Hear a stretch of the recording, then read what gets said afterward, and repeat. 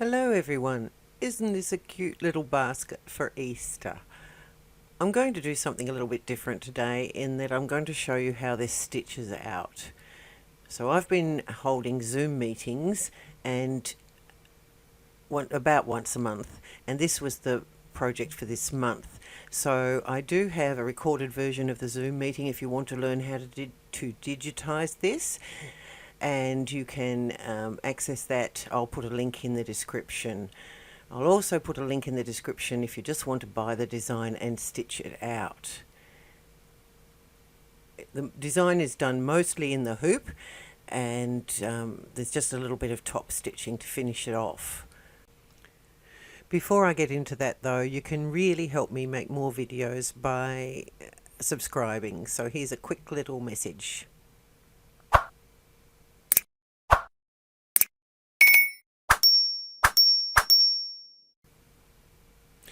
Okay, so let's get into it.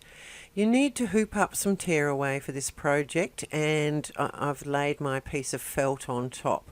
Now the first stitch object is the outline, which basically works as a basting stitch to hold everything in place as well.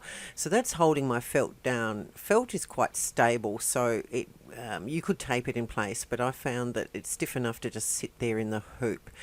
Now you need to make sure that your felt is in the exact right place, because it could easily you could easily stitch off the felt and onto the tearaway. So you need to center that felt really well in the hoop so that it fits. A normal standard craft felt sheet is just big enough. You could stitch that first stitch straight onto your tearaway, so you can use it as a placement line to make sure your felt covers the placement line, and then stitch it again to anchor the felt down. That's entirely up to you, but if you're sure you've covered the area with the felt, you can just lay it on top and skip, you just do the first stitch out straight through the felt.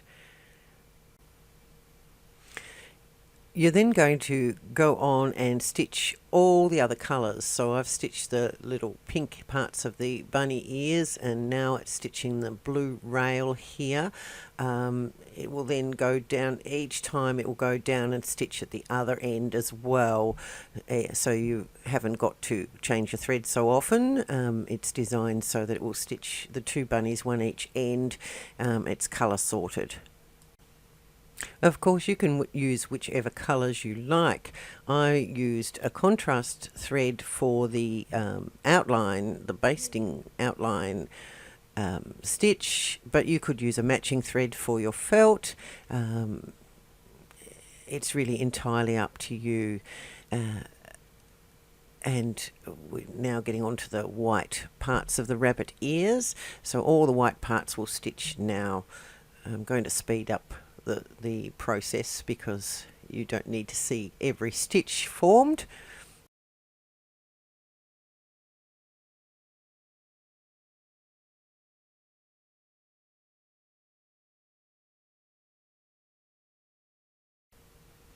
So now we've moved forward to the second last object. So basically, once you've got your felt in there, you stitch every object except the last one. The last one's going to be the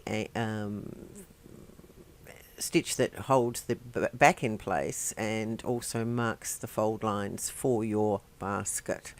So we're just getting to the end of the lettering now. Of course, if you've got software, you can split this design out and use it on other projects. Okay, so now I've finished that stitching and I've removed the hoop and I've turned it over, and I've taped down some ribbon. You can use a flat cord or ribbon, which will form the little handle when you tie it together. So a piece will be taped at each end. Now, please excuse the bobbin fill there. It is coloured embroidery thread. I had some left over on a spool, so I decided to use that up.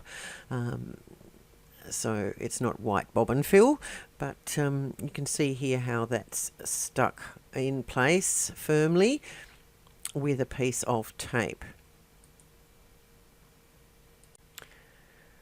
And once I'd stuck my ribbon in place, I then laid my lining felt, which can be the same colour as your upper felt, or you can use a contrast like I have here, over the top. And you know exactly where to place it now because of that first outline stitch that we stitched. So you'll be able to see that from the back and cover that nicely and tape it firmly in place. Make sure your tape is outside the area where you're going to stitch, and that should all be good. You're then going to put it back into your machine.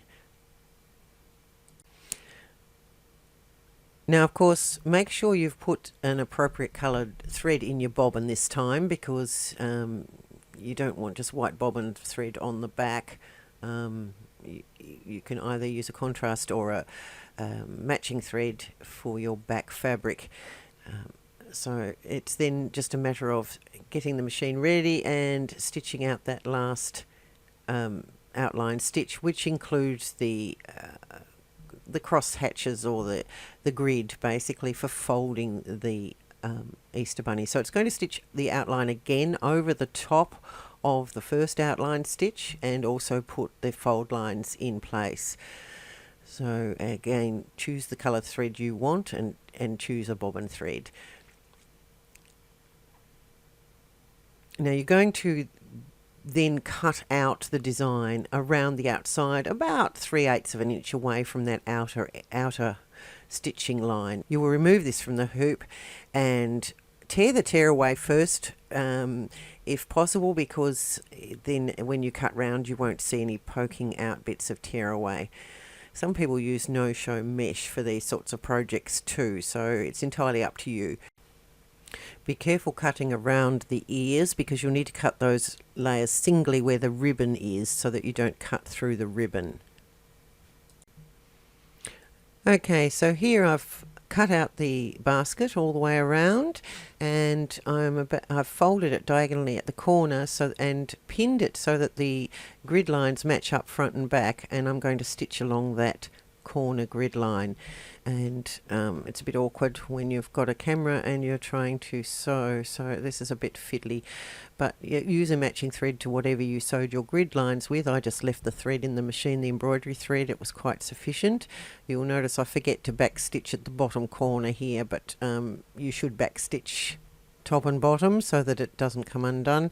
And if you pin it carefully through and check the back that the grid lines are actually matched up, you'll get pretty close. Of course, if you're using a matching thread to your felts, then it won't be so obvious if you're slightly out.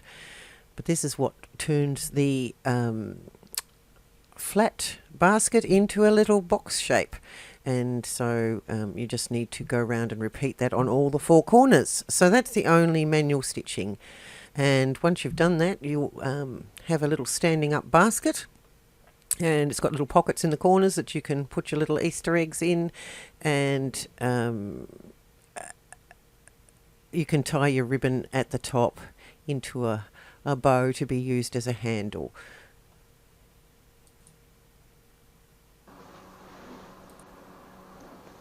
Now, as I said, all the links will be below for both the design that you can purchase and the recording of the Zoom lesson on how to digitize.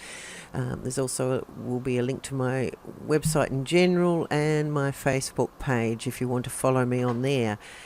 Now, please comment below if you would like more videos like this one where I actually make a project, or any other comment you'd like to make would be welcome, and don't forget to subscribe. Thank you.